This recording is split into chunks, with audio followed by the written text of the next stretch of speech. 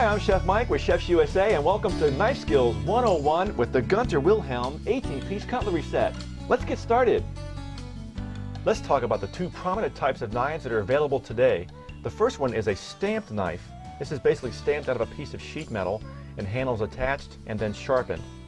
This one is a forged knife. The forged knife is made from a solid block of steel that's hammered into shape while it's red hot. The forged knife is also characterized by this single piece of metal in here between the handle and blade, which is called a bolster. The most important feature is the Gunter Wilhelm knife has a triple tang. The tang is the piece of metal that's one piece from the blade running through the handle. Most knives have only one. Gunter Wilhelm's has three. We have one on the side, one in the middle, and then one on the right side as well. This gives your knife more balance and is more comfortable to use. Since 90% of all cutting is done on the back or the heel of the knife, it's very important to make sure you select a knife that's been sharpened all the way back to the very end. This one has not. Gunter Wilhelm always sharpens their knives all the way back to the very end of the heel. You'll also notice that the Gunter Wilhelm knife has a wider blade for better knuckle clearance. For safety and comfort, you want to look for the knife with a triple tang because it is more balanced.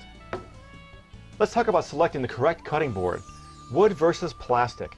The biggest problem with wood boards is cracking, splitting, and warping. The biggest problem with the plastic boards is the cut marks harbor bacteria that even in a dishwasher will not completely wash out.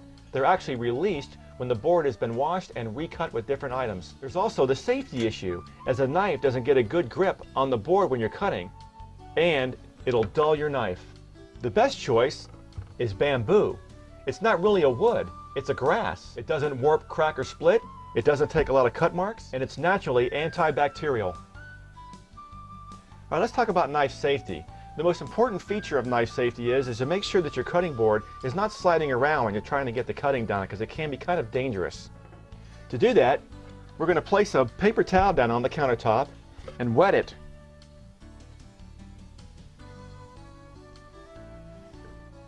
Now let's place our board on top of that wet paper towel so we have a more secure cutting surface.